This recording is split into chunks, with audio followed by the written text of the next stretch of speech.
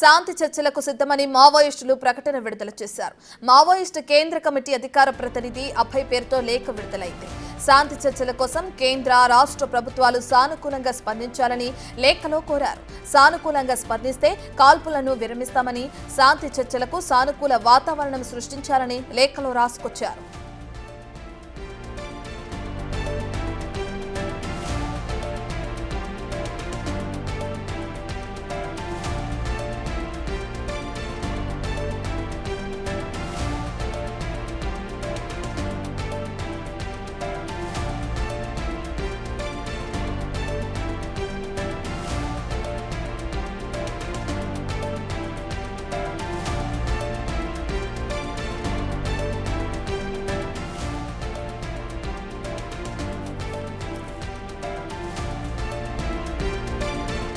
ఇక శాంతి చర్చలకు తాము సిద్ధమని చెప్పి కూడా మావోయిస్టులు ప్రకటన విడుదల చేశారు. దీనికి సంబంధించి అధికార ప్రతినిధి అభయ్ పేరుతో ఒక లేఖ విడుదలైంది. అసలు ఈ లేఖలో ఎటువంటి అంశాలు వారు కోరుతున్నారు, ఏ విధంగా శాంతి చర్చలు కొనసాగాలని వాళ్ళు డిమాండ్ చేస్తున్నారని డీటెయిల్స్ అందించడానికి associate input editor Nagesh live లో జాయిన్ అవుతున్నారు.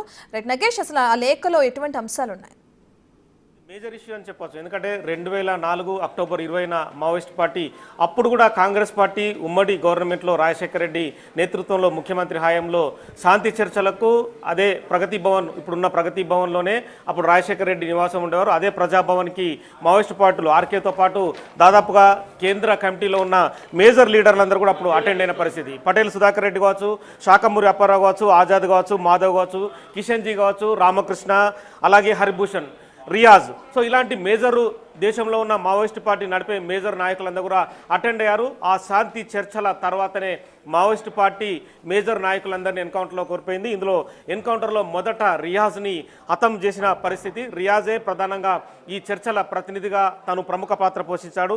తదుపరి పటేల్ సుధాకర్ రెడ్డి వరంగల్లో హతమయ్యారు. శాఖమూరి అప్పారావు కావచ్చు, ఆజాద్ కావచ్చు, మాధవ్ కావచ్చు, కిషన్ జీ కావచ్చు, వీళ్ళందరూ కూడా వివిధ అడవుల్లో వీళ్ళందరినీ ఎన్కౌంటర్ చేసిన పరిస్థితి. తదుపరి రామకృష్ణ అనారోగ్యంతో చనిపోయారు. అలాగే హరిభూషణ్ కూడా అనారోగ్యంతో చనిపోయారు. దాదాపుగా 20 ఏళ్ల తర్వాత మళ్ళీ మావోయిస్ట్ పార్టీ నుంచి ఇలాంటి లెటర్ వస్తుందని చెప్పి ఎవరు ఊహించలేదు. ఈ మధ్యనే హైదరాబాద్లో సుందరయ్య విజ్ఞాన కేంద్రంలో శాంతి చర్చల కమిటీ పేరిట ఒక రౌండ్ టేబుల్ సమావేశాన్ని విరసం కావచ్చు, మిగతా కొంతమంది ప్రజా నాయకులు, ప్రజా సంఘాలు కూడా శాంతి చర్చల పట్ల వాళ్ళ వైఖరి అనుకూలంగా ఉందని చెప్పి కూడా ఆ రౌండ్ టేబుల్ సమావేశంలో మాట్లాడారు. ఈ వ్యవహారం అంతా కూడా మావోయిస్ట్ పార్టీ కేంద్ర కమిటీకి సమాచారం అందింది.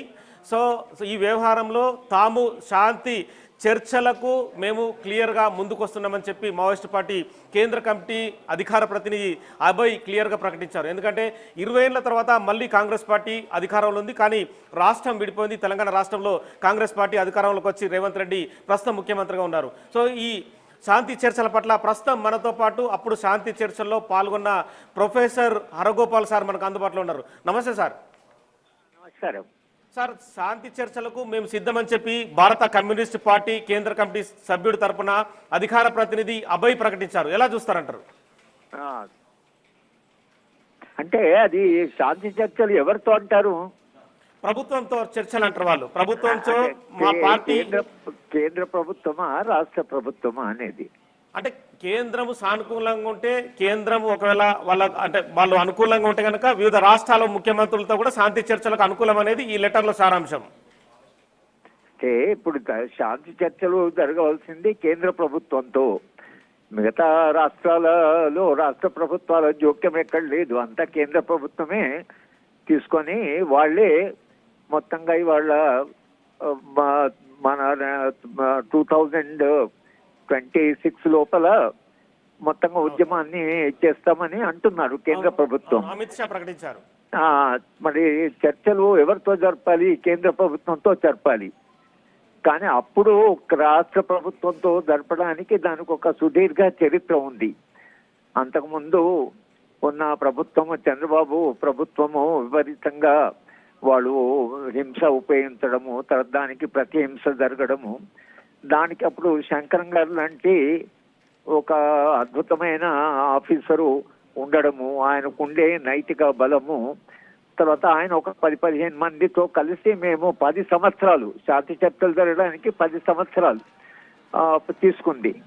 అప్పుడు ఆ శాంతి చర్చలు మా ప్రయత్నమే కాకుండా చంద్రబాబు నాయుడు గారు 2004లో ఓడిపోవడము, 2004 ఎన్నికలు శాంతి చర్చల్ని కేంద్రంగా చేసుకొని జరిగాయి.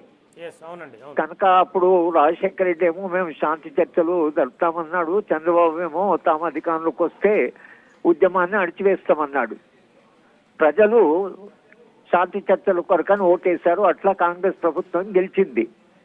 కనుక కాంగ్రెస్ ప్రభుత్వం ఎన్నికల్లో వాగ్దానం చేసింది కాబట్టి రాజశేఖర రెడ్డికి ఇంట్రెస్ట్ ఉన్నా లేకున్నా అప్పుడు జానారెడ్డి గారు హోంమంత్రిగా చాలా చొరవ తీసుకొని శాంతి చర్చలు ఎలాగైనా జరగాలి అనే పట్టుదలతో ఉండబట్టి మనకప్పుడు శాంతి చర్చలు జరిగాయి.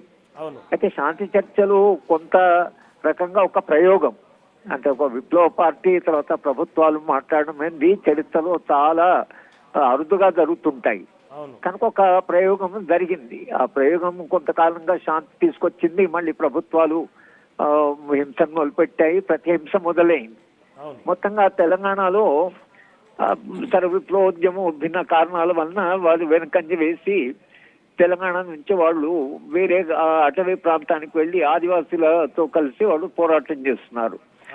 ఇవాళ నిజానికి ఉద్యమం అంతా ఆదివాసీ ప్రాంతాల్లోనే ఉంది. ముఖ్యంగా బస్తర్లో మీరు రోజునే చూస్తూనే ఉన్నారు. అది విపరీతంగా అక్కడ ప్రాణ నష్టం జరుగుతున్నది. కానీ పార్టీ నుంచి ఒక అంటే వాడు ఆహ్వానించదగ్గ మార్పే ఇది. అంటే పార్టీ మేము శాంతి చర్చలకు సిద్ధము అని అన్నప్పుడు, కానీ భారతీయ జనతా పార్టీ అంటే వాళ్ళు ఐడియాలజికల్ సిద్ధాంతపరంగానే వాళ్ళు చర్చలకు సానుకూలమని నేను అనుకోవడం లేదు. వాళ్ళు ఎప్పుడు ఆ మాట మాట్లాడలేదు. మేము శాంతి చర్చలు ఆంధ్రప్రదేశ్లో జరిపినప్పుడు కూడా భారతీయ జనతా పార్టీ ఉత్సాహంగా ఏం లేదు.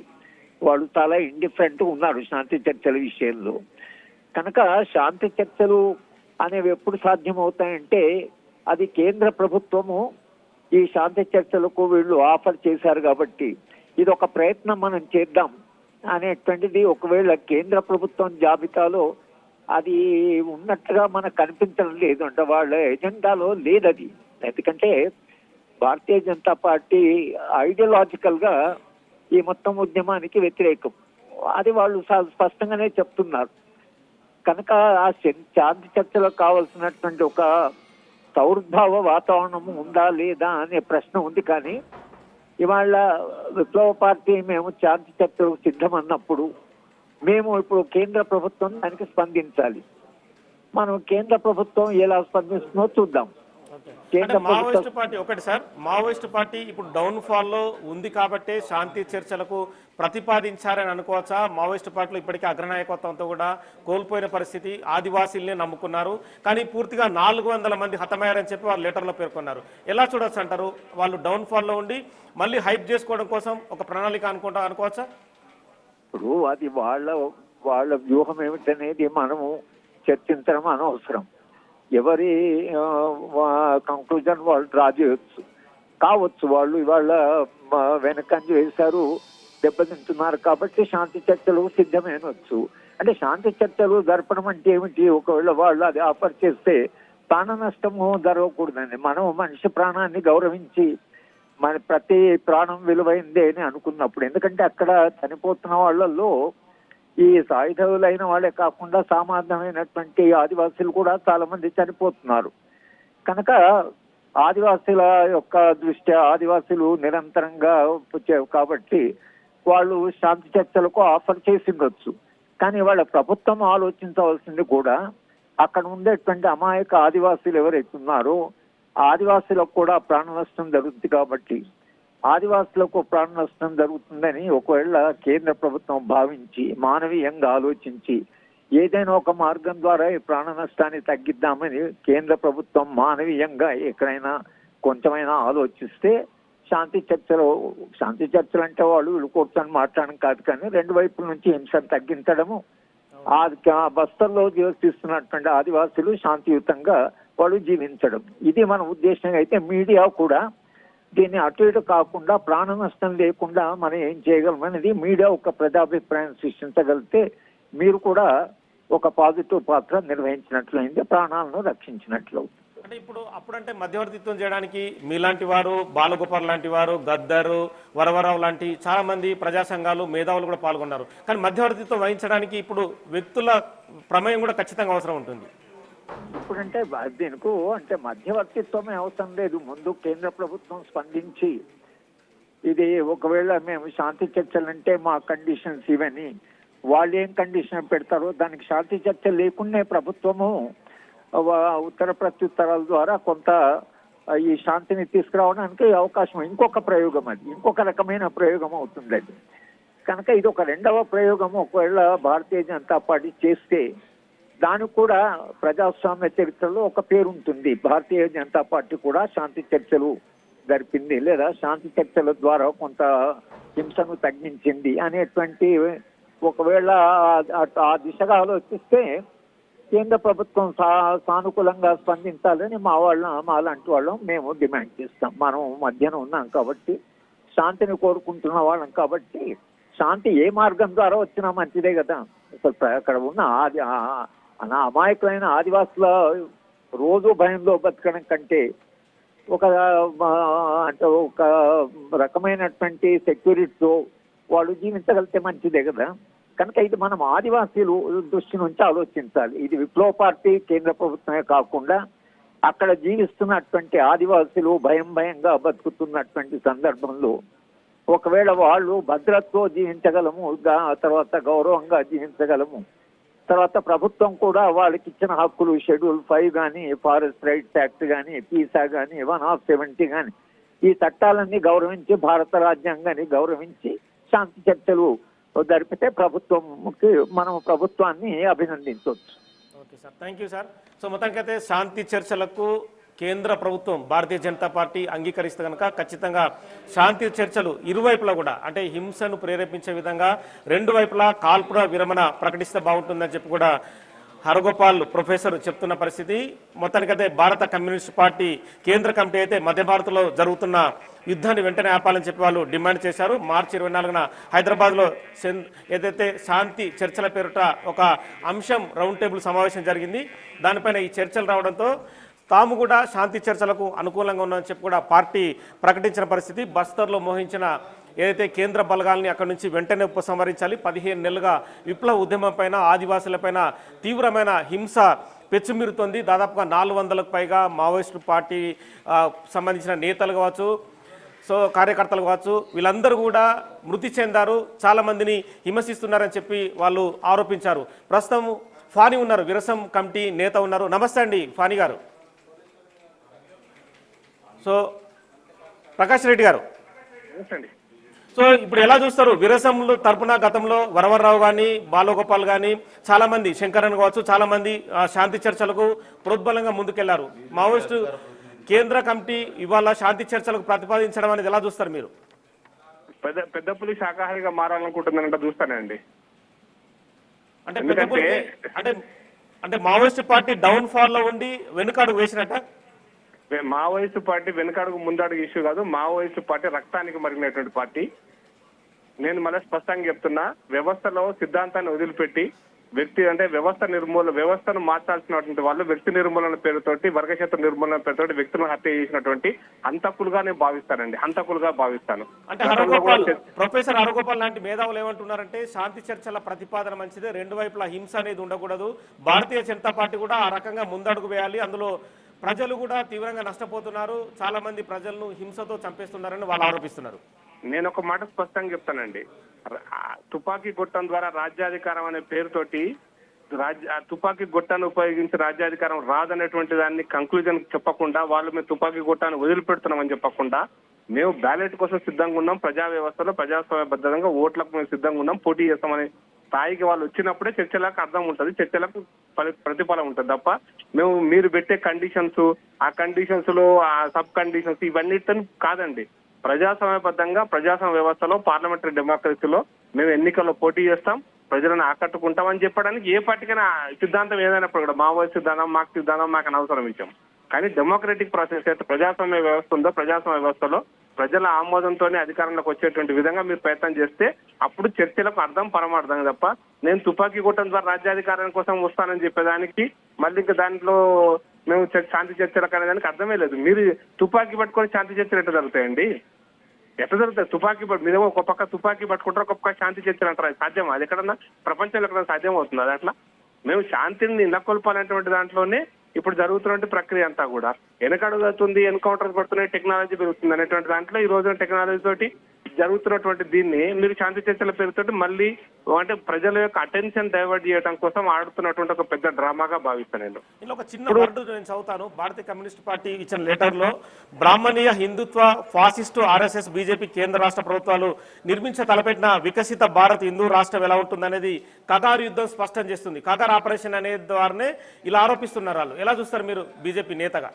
నేను అందుకోసం చెప్తున్నాను, వీళ్ళు రాజ్యాధికారం కోసం చేసే ప్రయత్నంలో తుపాకీ కొట్టమనేటువంటిది అసలు రానివద్దు. ప్రజాభిప్రాయం ప్రజాస్వామ్యంలో ప్రజాస్వామ్యం ద్వారా ప్రజల ఓటు ద్వారా రాజ్యాధికారానికి వస్తే ఎవడు బాధపడడు, ఎవడు అదే శాంతికి మార్గం అవుతుంది. కానీ మేము తుపాకీ కొట్టం రాజ్యాధికారం అనే పేరుతోటే గనక చేస్తే ఆ శాంతి చర్చలకు అర్థమే లేదు. మేము ప్రజాస్వామ్య వ్యవస్థలోకి రమ్మని అడుగుతున్నాం, ప్రజా జీవితంలోకి రావాలంటున్నాం. వాళ్ళు ఖచ్చితంగా రావచ్చు, వాళ్ళు ఎన్నికల్లో పోటీ చేయొచ్చు, వాళ్ళు గెలవచ్చు, గెలిచి ప్రజాస్వామ్యంగా ప్రజా ఉద్యమాలు నిర్మాణం చేయొచ్చు. అంతే తప్పిస్తే తుపాకీ కొట్టడం ద్వారా రాజ్యం అంటే అది అసాధ్యమైన పని, అది సాధ్యం కానిటువంటి పని. దానికి శాంతి చర్చలు అవసరమే లేదు. ఇంకా దానికి శాంతి చర్చలు ఏముంటాయి? శాంతి చర్చల అర్థం పరమార్థం ఏముంటాయి శాంతి చర్చలలో? అందుకోసం వాళ్ళు హిందుత్వ భావజాలం తప్ప రైటా ఇది ప్రజలు నిర్ణయిస్తున్నారు. మీరు కాదు కదా ప్రజాస్వామ్యం అంటే మిమ్మల్ని మీకు సపోర్ట్ చేయడం ప్రజాస్వామ్యం అవుతుందా? మిమ్మల్ని మాత్రం మెచ్చుకుంటే ప్రజాస్వామ్యం అవుతుందా? ప్రజాస్వామ్యం అంటే ప్రజల యొక్క ఆమోదం, మెజార్టీ ప్రజల యొక్క ఆమోదం. ఎంతమంది ప్రజలు అనేది సంగతి తర్వాత. మెజార్టీ ప్రజల ఆమోదాన్ని పక్కన పెట్టేసి మీరు గతంలో కూడా జరిగింది కదా చర్చ, రాజశేఖర రెడ్డి కాలం చర్చ జరిగింది. ఏమైనా ఆగినాయా? అప్పుడు కూడా వీళ్ళే పెద్ద మనుషులు కదా, ఈ పెద్ద మనుషులతో చర్చ జరిగినాయి కదా. అందుకోసం భావజాలపు సిద్ధాంతాన్ని మీరు భావజాలాన్ని ఎంతైనా ప్రచారం చేసుకోండి, కానీ రాజ్యాధికారం తుపాకీ గుట్టం ద్వారా రాదు, బాంబులతో రాజ్యాధికారం రాదు. వర్గ శత్రువుల పేరుతోటి వ్యక్తులను వ్యక్తిగతమైన నిర్మూలన చేయడం అనేది కరెక్ట్ కాదు. వీళ్ళు హత్యలు చేస్తున్నారు, వ్యక్తులను నిర్మూలిస్తారు తప్ప వ్యవస్థ మీద వీళ్ళు చేస్తున్నది ఇప్పటిదాకా ఏమీ లేదు, ప్రపంచంలోనే వీళ్ళు చేయలే. కాబట్టి ఈ విధానమే తప్పు, ఈ సిద్ధాంతమే తప్పు అని మేము స్పష్టంగా చెప్తున్నాం. 40 ఏళ్ళ నుంచి నేను కూడా 40 ఏళ్ళ నుంచి ఈ సిద్ధాంతం కోసం ఇట్లనే పోరాటం చేస్తున్నా, అదే నక్సలైట్తో పోరాటం చేస్తున్నాం. కాబట్టి మీరు వ్యక్తి నిర్మూలన, వ్యవస్థలో మార్పు కోసం వ్యక్తి నిర్మూలన పేరుతో చేస్తున్నాయని కూడా విధ్వంసకాండ, హత్యాకాండ అనేది. ఈ హత్యాకాండను మానుకొని బ్యాలెట్ యుద్ధంలోకి రండి. బ్యాలెట్ యుద్ధంలో ఎవరు గెలిస్తే వాళ్ళకి అధికారం తప్పకుండా వస్తుంది, ప్రజలు ఆమోదిస్తే అధికారం వస్తుంది. దానికోసం మేము శాంతి చర్చలంటే మేము మావోయిస్టు పార్టీ తుపాకులను వదిలిపెట్టింది, బాంబులను వదిలిపెట్టింది. మేము ప్రజాక్షేత్రం కోసం వస్తామని ప్రకటించిన రోజున ఖచ్చితంగా శాంతి చర్చలు ఉంటాయి. వాళ్ళ డిమాండ్స్ ఇక్కడనే ఉంటాయి. ఏ ట్రేడ్ యూనియన్ కన్నా ఇష్యూస్ ఉంటాయి, ఏ ఆర్గనైజేషన్ తోనే చర్చలు ఉంటాయి. శాంతిని మేము ఒప్పుకుంటున్నాం, తుపాకీని వదిలేస్తున్నాం అన్న రోజు చర్చలు తప్పకుండా జరుగుతాయి. అప్పుడు ఒక చిన్న క్వశ్చన్, ఏం లేదు అంటే మావోయిస్ట్ పార్టీ కనుక పూర్తిగా కాల్పుల విరమణకు మేము ప్రకటిస్తున్నాం అని చెప్పి ఒకవేళ వాళ్ళు ప్రకటిస్తే కనుక కేంద్ర ప్రభుత్వం కూడా కాల్పుల విరమణను మేము విరమించుకుంటామని చెప్పి ప్రకటన చేసే అలాంటి అవకాశాన్ని ఏమైనా పరిశీలించే అవకాశం ఉంటుందా? మీరు ఎవరండి భారత్ పాకిస్తాన్ మేము శాంతి చర్చలకు సిద్ధంగా ఉన్నామంటే కాదు. మేము కాల్పులకు విరమణకు సిద్ధం ఉన్నట్టు నువ్వెవడు కాల్చడానికి, అసలు చట్టాన్ని చేతిలో వేసుకోవడానికి నువ్వెవరు? మేము మావోయిస్ట్ సంస్థల యొక్క కార్యక్రమాలను మేము శాంతి భద్రతలుగానే చూస్తున్నాము ఈ రోజు వరకు. ఇది శాంతి భద్రతల సమస్య. మేము బ్యాలెట్ యుగంలోకి వస్తాము, బుల్లెట్ వదిలిపెడతాం అనుకున్నప్పుడు చర్చ. మేము బుల్లెట్ వదిలిపెడతాం, బ్యాలెట్కి వస్తాం అన్నప్పుడు తప్పకుండా చర్చ జరగాలి. బుల్లెట్ పట్టుకొని ఉంటాం కానీ మేమేదో శాంతి చర్చలు చేస్తాం, కొద్ది రోజులు కాల్పులు ఆపుతాం. ఏదైనా భారత్ పాకిస్తాన్ యుద్ధం ఇదేమన్నా? ఓకే అండి ప్రకాష్ రెడ్డి గారు. సో మొత్తానికైతే శాంతి చర్చలకు సంబంధించి భారతీయ జనతా పార్టీ కాదు, ఏదైతే వాళ్ళు బుల్లెట్ను వదిలిపెట్టాలి, బ్యాలెట్ ప్రపంచంలోకి రావాలని చెప్పి డిమాండ్ చేస్తున్నారు. ప్రస్తుతం విరసం నేత ఫానీ ప్రస్తుతం బిగ్ టీవీకి అందుబాటులో ఉన్నారు. నమస్తే అండి. నమస్కారం అండి. నమస్తే. సో శాంతి చర్చలకు భారత కమ్యూనిస్ట్ పార్టీ కేంద్ర కమిటీ నుంచి అబ్బాయి నుంచి లెటర్ వచ్చింది. శాంతి చర్చలకు మేము ముందుకు వచ్చామని చెప్పి వాళ్ళు దాదాపుగా 20 ఏళ్ల తర్వాత ప్రకటించారు. అవునండి. ఎలా చూస్తుంది? విరసం అనేది చాలా కీలకమైన పాత్ర పోషించింది. అప్పుడు చర్చల్లో కూడా మీ విరసం నేతలే దాదాపుగా మావోయిస్ట్ పార్టీని అటు ప్రభుత్వాన్ని కూడా అనుసంధానం చేశారు. అప్పుడైనా ఇప్పుడైనా శాంతి చర్చలకు ఒకే ప్రాతిపదిక ఉంటుంది. మావోయిస్ట్ పార్టీ ఆ విషయాన్ని తాజా ప్రకటనలో కూడా చాలా స్పష్టంగా చెప్పింది. ఈ రోజు కేంద్ర ప్రభుత్వం విప్లవోద్యమ ప్రాంతాల్లో, ముఖ్యంగా దండకారణ్య ప్రాంతాల్లో మోహరించిన సైనిక బలగాలను వెనక్కి తీసుకోవాలి. తర్వాత కొత్తగా పోలీస్ క్యాంపులు పెట్టడానికి వీల్లేదు. ఇప్పుడు గత ఏడాది నుంచి కొనసాగుతున్న ఆపరేషన్ కగార్ అనే ఒక హత్యాకాండ ఏదైతే ఉందో ఆ పేరుతో దండకారణ్యంలోని సాధారణ ఆదివాసుల్ని విచక్షణారహితంగా చంపేస్తున్నారు. ఆ హత్యాకాండ ఆపాలి. ఈ హత్యాకాండ ఆపకుండా సైనిక బలగాలను అక్కడి నుంచి వెనక్కి తీసుకోకుండా పోలీసు క్యాంపుల్ని ఆపకుండా శాంతి చర్చలు అనే వాటికి అవకాశం ఉండదు. కాబట్టి మావోయిస్ట్ పార్టీ ఈ రోజు ఇచ్చిన ప్రకటనలో ఈ విషయం అయితే ఉందో ఇది నిజానికి ఒక సూత్రబద్ధమైన వైఖరి. 20 ఏళ్ల కింద చర్చల సందర్భంలో కూడా అప్పుడు కూడా ఉమ్మడి ఆంధ్రప్రదేశ్ ప్రభుత్వం ముందు అప్పటి పీపుల్స్ వార్ ఇలాంటి ప్రతిపాదన పెట్టింది. ఇక్కడే కాదు, ప్రపంచంలో ఎక్కడైనా సరే విప్లవోద్యమాలకు ప్రభుత్వాలకు మధ్య చర్చలలో ఇట్లాంటి సూత్రబద్ధమైన వైఖరి ఒకటి ఉంటుంది. దాన్ని ప్రభుత్వం అంగీకరించగలగాలి. అంటే సూత్రబద్ధమైన వైఖరి అని ఒక మాట, సూత్రబద్ధమైన వైఖరి మీరు అంటున్నారు. కానీ భారతీయ జనతా పార్టీ బుల్లెట్ ద్వారా కాదు, బ్యాలెట్ ద్వారానే వాళ్ళు రావాలంటున్నారు. కానీ మావోయిస్ట్ పార్టీ కూడా అగ్రనాయకత్వాన్ని పూర్తిగా కోల్పోయింది. మావోయిస్ట్ పార్టీని పూర్తిగా నిర్వీర్యం చేస్తామని చెప్పి కేంద్ర ప్రభుత్వం ప్రకటించింది. అంటే మావోయిస్ట్ పార్టీ వెనుకడుగు వేయడం వల్లనే ఈ చర్చలకు ముందుకు వస్తుంది అనేది కొంత ఆరోపణ. ఎంత మాత్రం కాదు. ఇది మావోయిస్ట్ పార్టీ దెబ్బతినడం వల్ల, వెనకడుగు వేయడం వల్ల శాంతి చర్చలు కాదు. శాంతి చర్చలు సమాజానికి సంబంధించిన సూత్రబద్ధమైన వైఖరి. ఎందుకంటే నిజానికి ఈ రోజు వాళ్ళు ఇచ్చిన ప్రకటనలో ఒక అమానుషమైన హత్యాకాండ కొనసాగుతుంది. ఈ దేశంలో రాజ్యాంగం ఒకటి ఉన్నది, చట్టబద్ధ పాలన కొనసాగవలసి ఉన్నది. సరిహద్దుల్లో ఉన్నటువంటి సైనిక బలగాలు దండకారణ్యంలోని గ్రామాలలోకి, అడవుల్లోకి వచ్చుకొస్తున్నాయి. అక్కడ వందలాది మందిని చంపేస్తూ ఉన్నాయి. ఇది ప్రజాస్వామ్యానికి, చట్టబద్ధ పాలనకు వ్యతిరేకమైన విషయం, మానవత్వానికి వ్యతిరేకమైన విషయం.